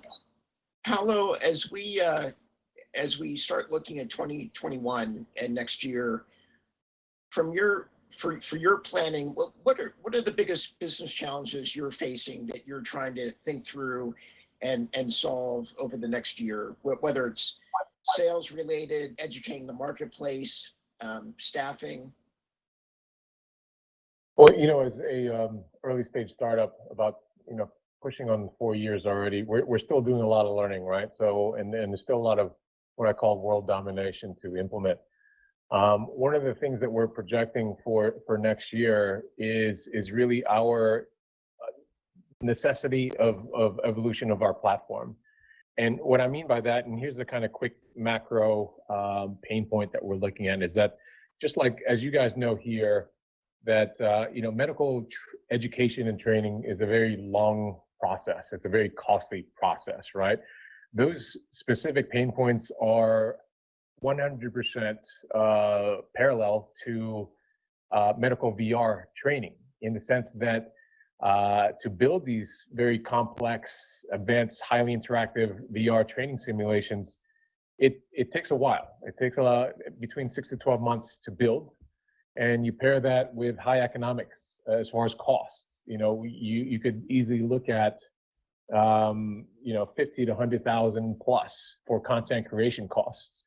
So what we've learned and what we've realized is that for us to be resilient and be relevant in this new ecosystem that is evolving every day, is that we want to, one, continue our content creation solution, but be able to provide that empowerment to the end user, not just the developer community, but your tens of millions of other medical directors and instructors, to build these simulations as we are themselves, right? And how do we do that? Right now, the current landscape is that any institution is dependent on you could call it a quote unquote studio or content creator, right? There's a lot of us out here, but they're faced then with those high economic costs and the time to engineer. Just as easy as we want to put together like a PowerPoint presentation or a Google Suite slide, we want to take that same ideology and implement it into the rapid authoring of VR medical training tools. Now, how do we do that? And really, this is boiled down to our deep technology proprietary Mages software development kit. What this SDK allows us to do, and will soon be in the hands of the creators, the medical educators and instructors in the developer community very soon, is that what this SDK allows us to do is to rapidly prototype these simulations in record time. What I mean by that is what compared to 6 to 12 months of engineering time takes about 45 days. Our goal over the next 12 to 18 months and going to next year is to really optimize that engineering time, not from 6 to 12 months, but to 45 days into a few hours, basically.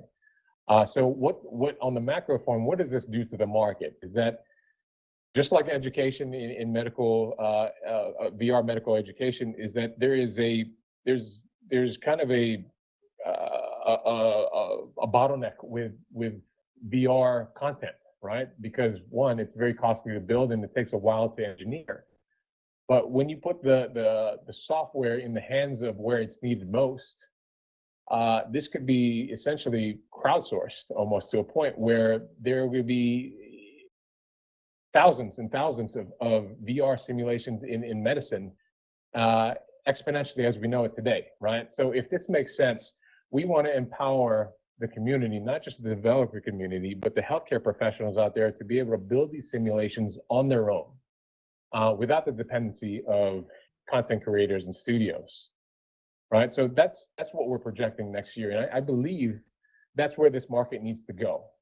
Is because, you know, it's really, I see it as a disservice when it's such a high barrier to be able to obtain and access these simulations to the very few, right? So I hope that answers your question, Bob. No, that's great. Thank you very much, Paolo. Matteo, what's 2021 looking like from your standpoint? Okay, on my side, we will deploy the first type of virtual reality game in the local hospital. We have 5 partner hospitals, and we will see with patients what is the result, if they feel satisfied, if we can measure improvement between the patients that are using virtual reality assisted technology or the one that are using just traditional rehabilitation techniques. And if this works properly, then we will start to expand on different pathologies and try to also improve on the side of real-time diagnostics while doing the rehabilitation, using the analysis of the motion done in real time by the devices. Great. And Frederick, I'm gonna close with you. What's your program look like in 2021? Will some of these trials be completed and looking to publish results? Yes, that is certainly the goal. First of all, yeah, the preclinical trials were just finished a few months ago, so these are going to be published in the next year, beginning of next year as well. And indeed, the clinical trials should also by mid or end of next year should also be completed. We're also looking at expansions to other use cases. Broader than just neurosurgery and orthopedic surgery, but we feel that for this type of technology, there are a lot more disciplines that could benefit for clinical use.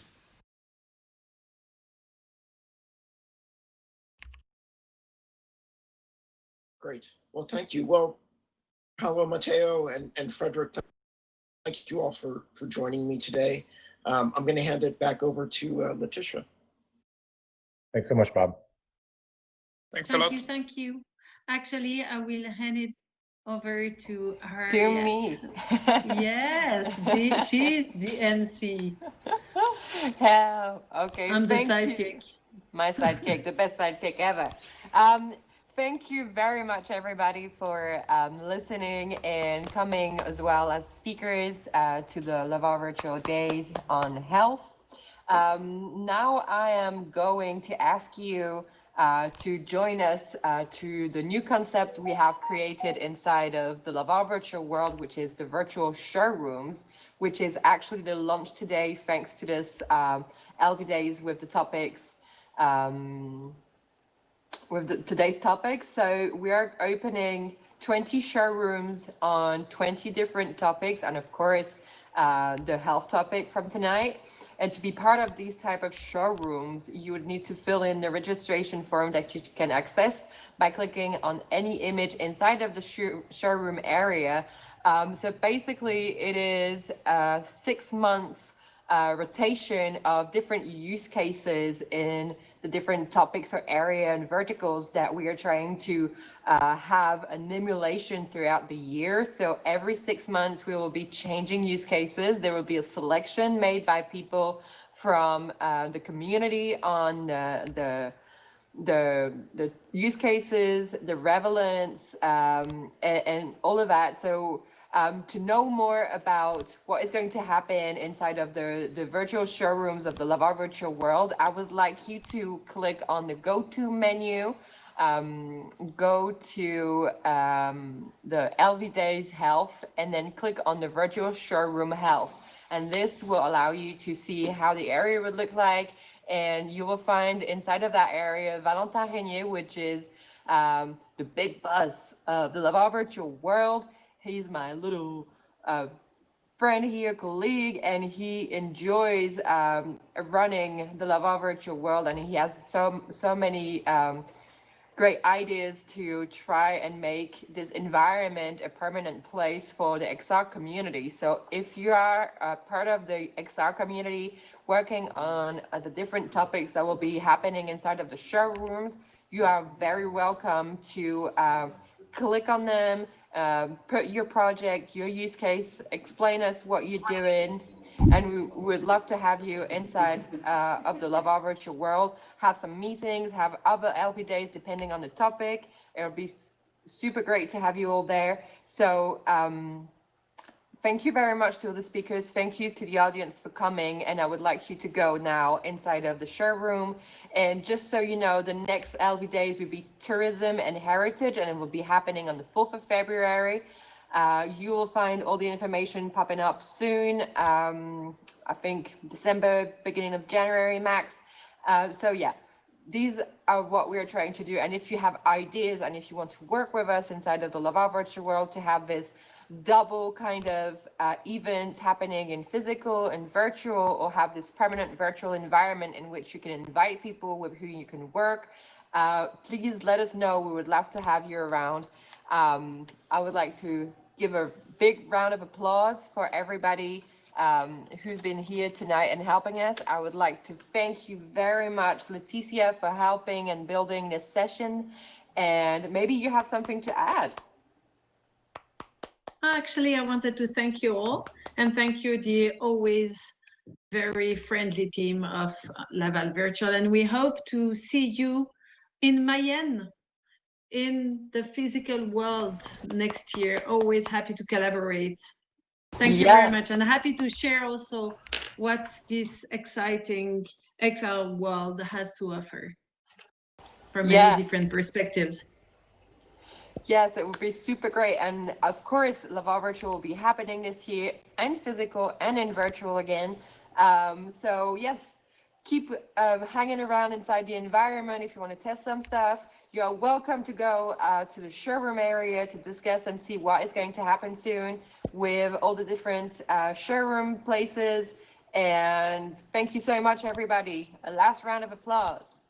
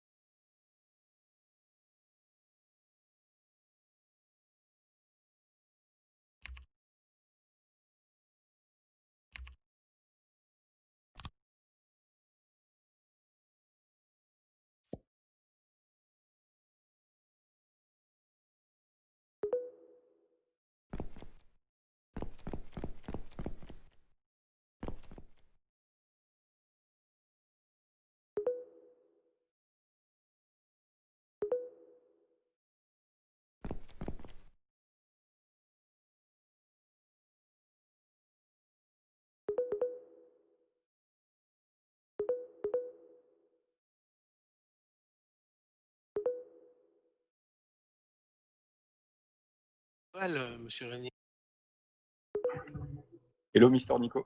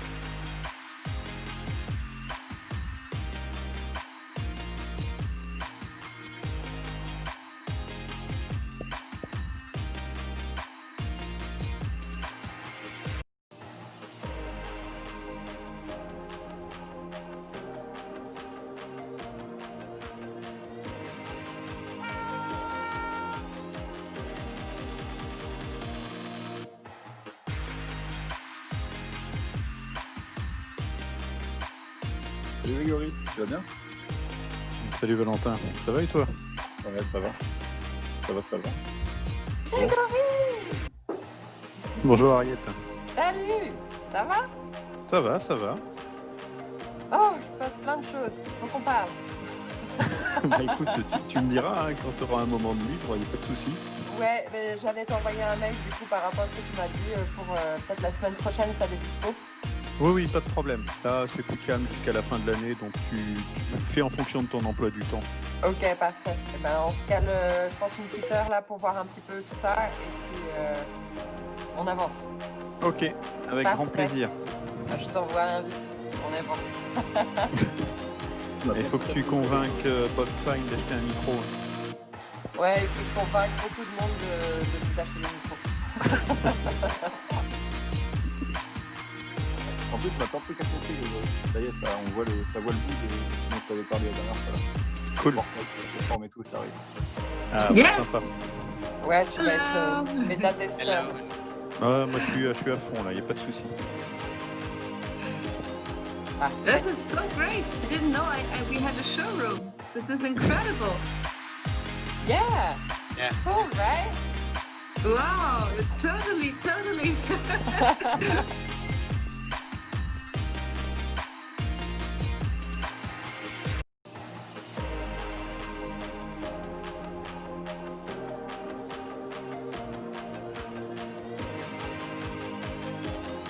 Actually, we are going to do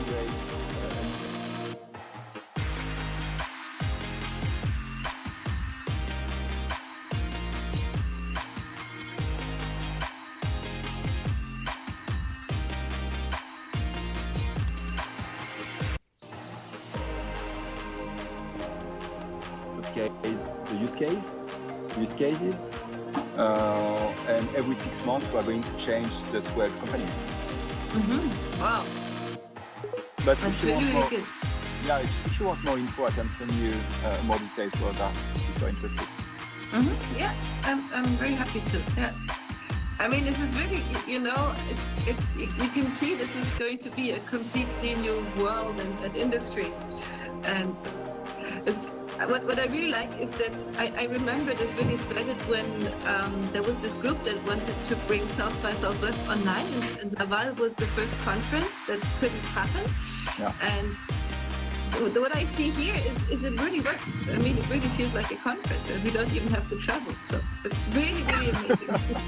Yeah, thanks. I mean, it's actually, of course, it's a lot of work, but we are, you know, a team of passionate people, and with the same focus. Also, you know, we are focused on the use case, on what we can do with this world.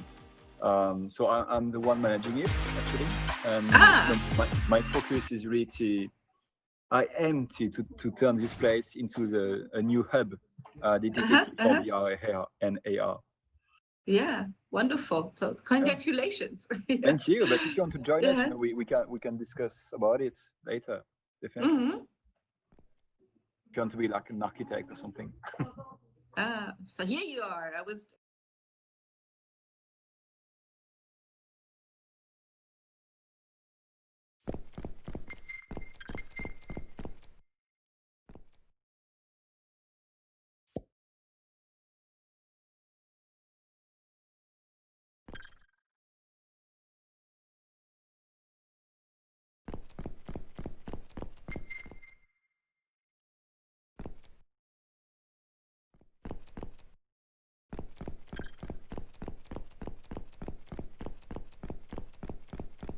You can, change the clothes. There is like some deer ears, and she's gone.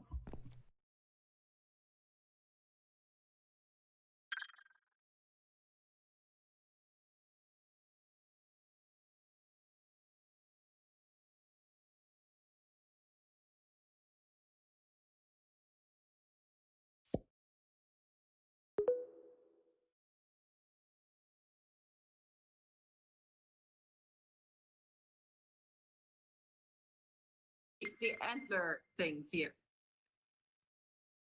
Yeah, it's perfect. Yeah, this is really nice. Yeah, so hopefully, I think in April, probably it's a bit early because otherwise it's my birthday, would be a perfect time to come to Laval. Really? But we don't know if we can travel again. So yeah, actually, it's not official yet, but we are going to postpone the event. We have to. But I got a new date, so you can book your tickets, and it's in July. Okay. It will be between the 7th of July and the 9th of July. Yeah. And in Germany, they for the event industry, what they did is they it's not public yet, but the Minister of